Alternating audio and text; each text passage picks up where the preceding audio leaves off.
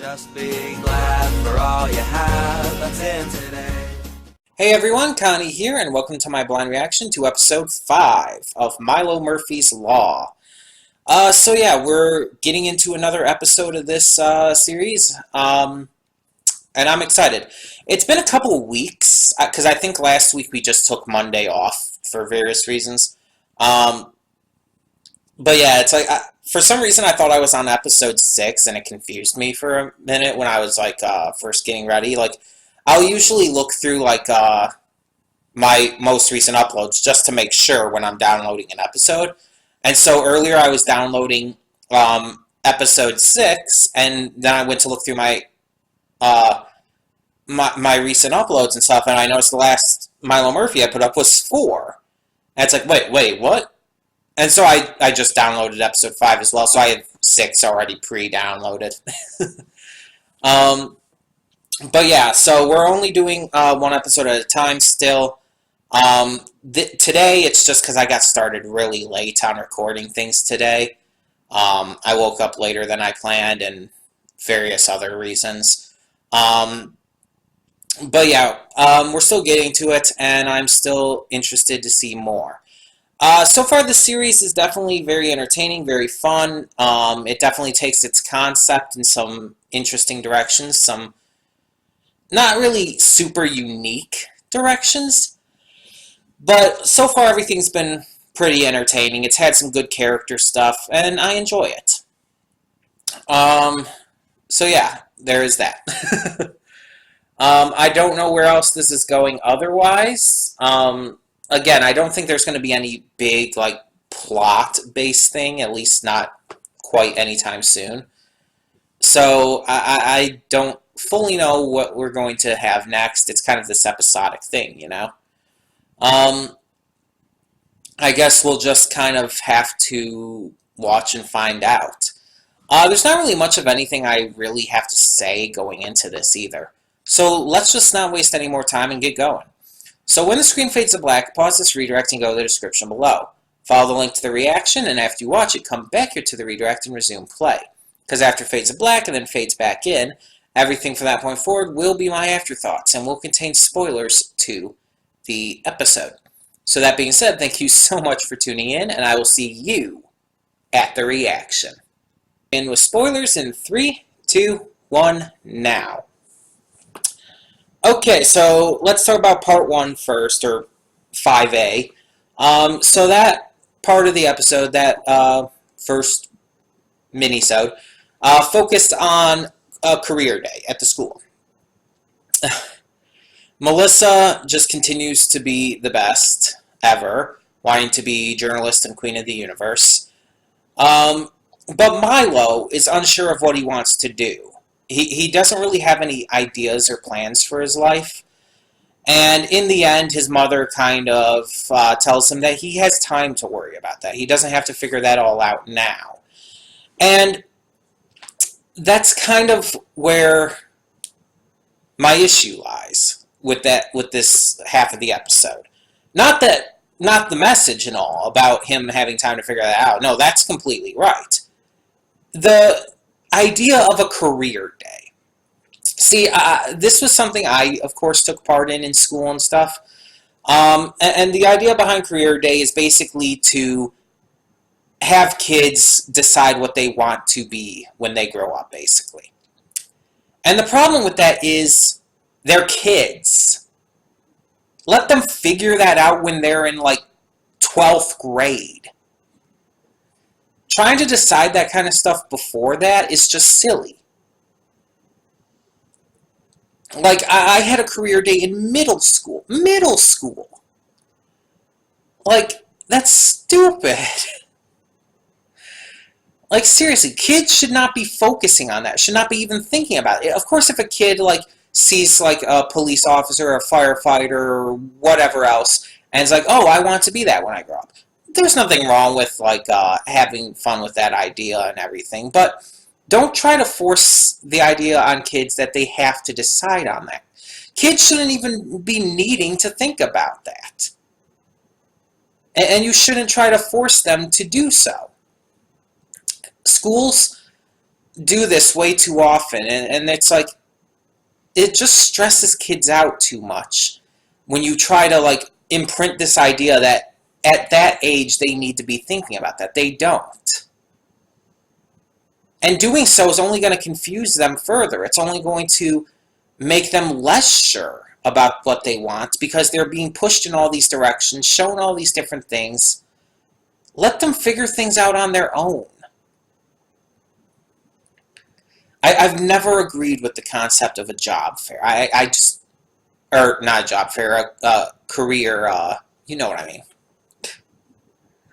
I've never agreed with this kind of concept. A career day kind of thing. Again, especially for kids who are anything less than 12th grade. Maybe 11th grade. Maybe. But that's a big maybe. But again, like, there's no reason that Milo needs to be thinking about that, or anyone else. Again, if they do think about it, if that is something they do think about on their own, then that's fine. But it isn't something that should be pushed on them. They should be exploring that at their own pace. And a lot of those career days and all also very heavily limit the kind of jobs that they advertise for.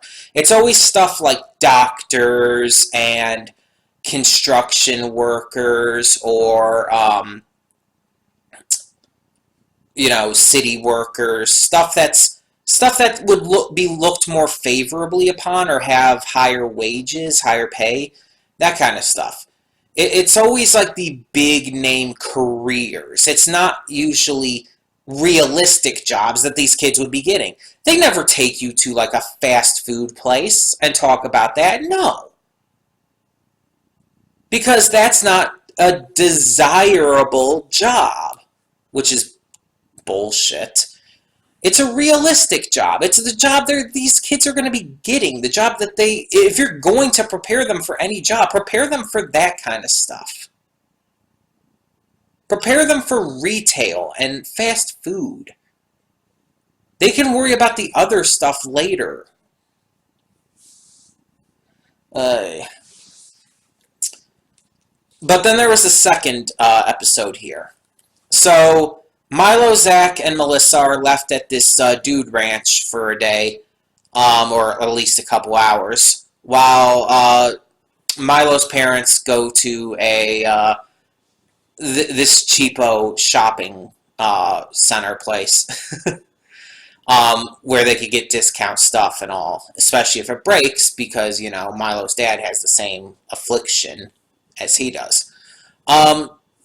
So while there, they meet this crazy girl who's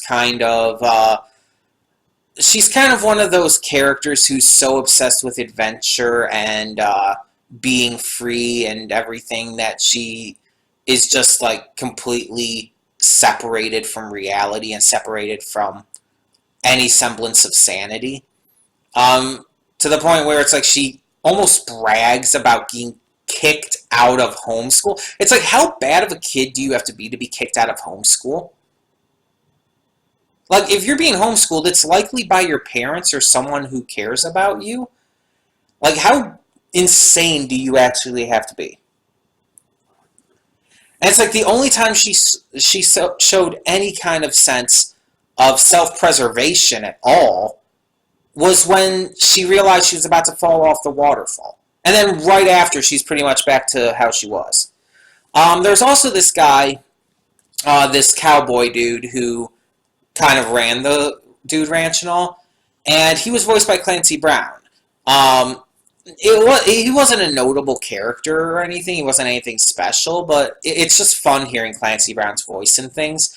Most people know him as Mr. Krabs from SpongeBob, but he's done a lot of other things. Including my favorite role of him as Hank from Detroit Become Human. But yeah, he's done quite a bit of different roles throughout his career, and I just didn't expect to hear him in this. Not that he couldn't be in this, I just didn't expect it. His character, like I said, was like, okay, I had no issue with him. It's just, not much to them, you know? Um, while Melissa, Zach, and Milo were off basically trying to survive their encounter with this crazy girl, we also had Sarah, Milo's sister, um, kind of becoming obsessed with this ranch because she believes it to be the ranch where this episode of the Dr. Zone Files was shot at. If we remember, the Dr. Zone Files is like this Doctor Who style TV show that both Sarah and Milo really enjoy. And Sarah is apparently a lot more obsessed with it. She's the kind of obsessive super fan that I just really enjoy seeing in media. Like, hear me out.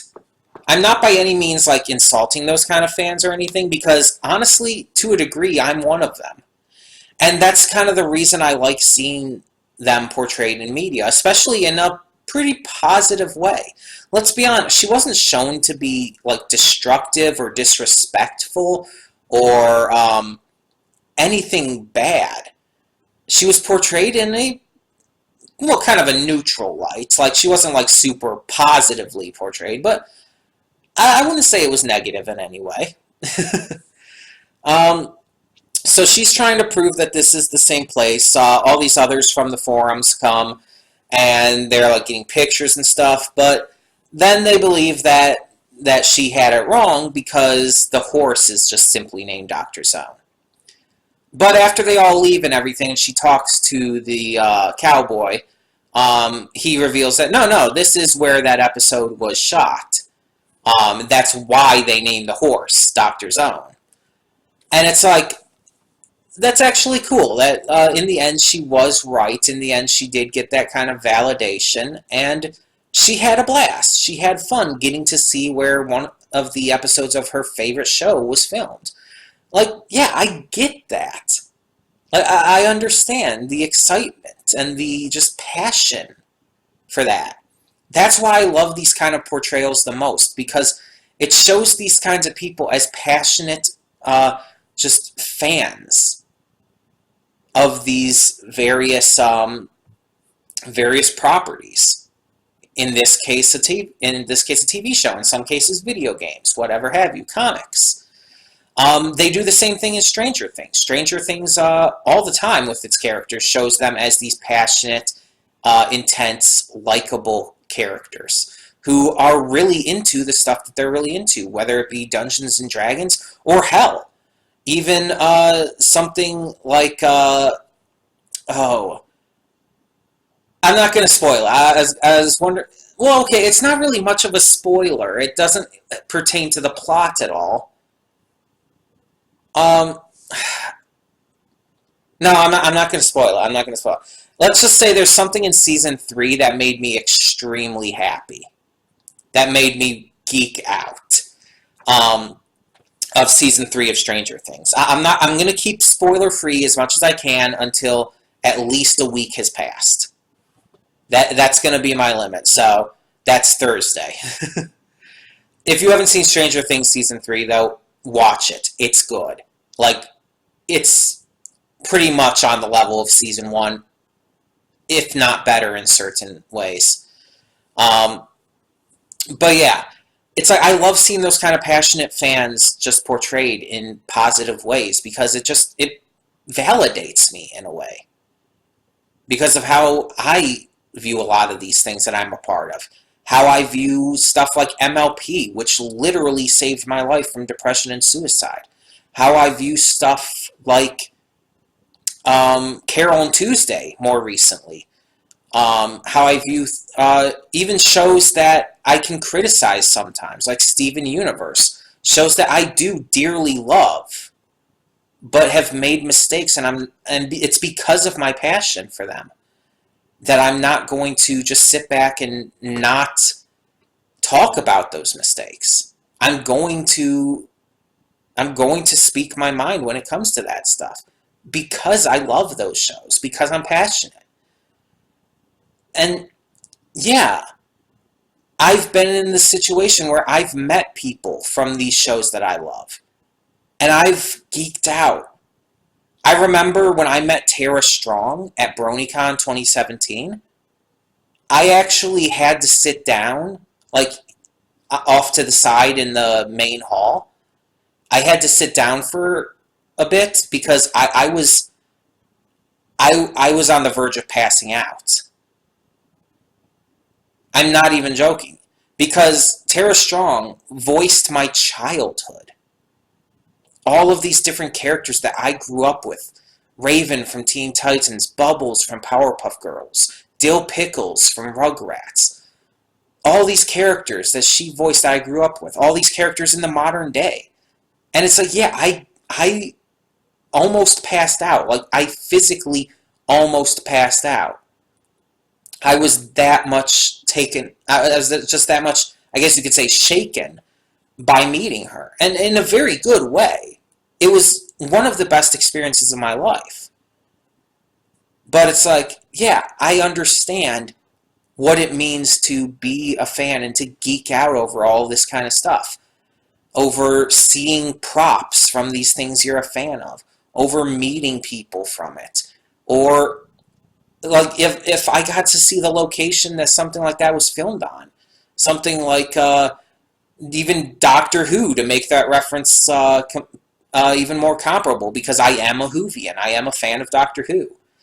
So that would be awesome. Or Avengers Endgame, or Spider-Man Far From Home. Like, seeing, like, set locations and stuff for that would be awesome.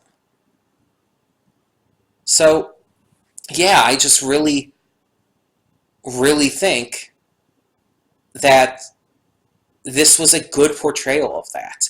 And I think it was my favorite part of the episode. Honestly, the stuff with the crazy-ass cowgirl and all was fun and entertaining and funny.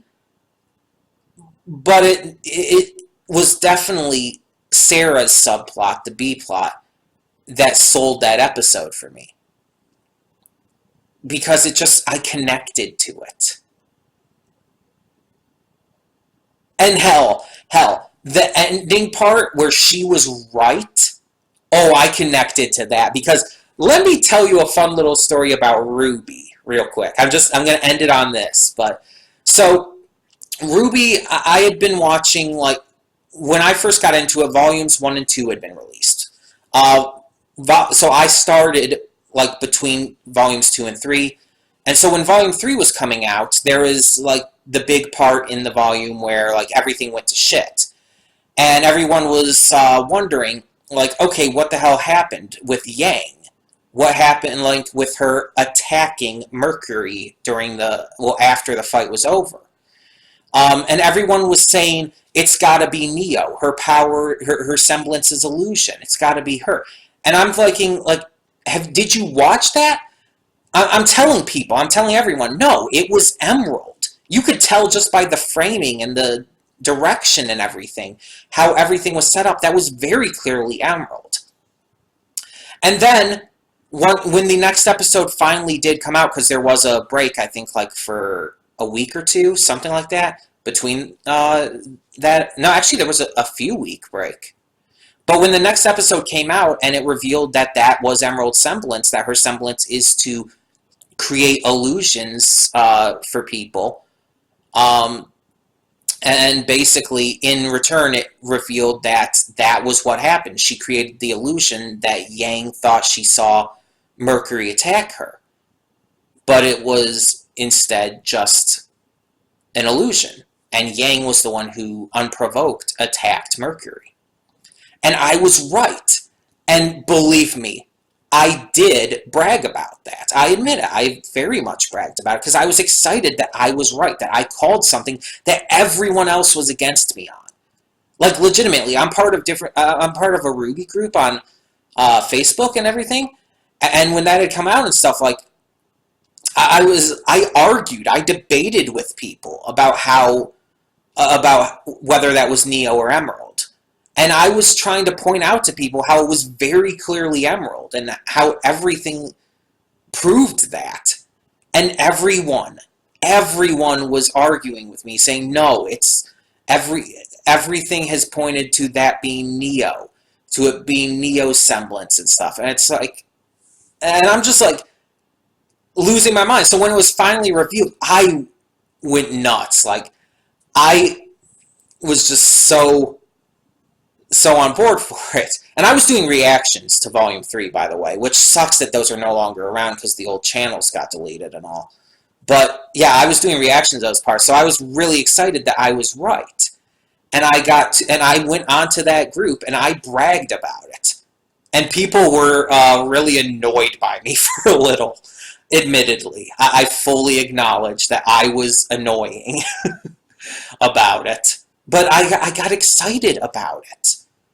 Because I had not only just because I called it, but because I saw all of those hints, all of those pieces of direction and whatnot that had clearly been telling us it was Emerald without actually, telling us. Show, don't tell, basically. I had caught all of those little signs that were basically proving it was her.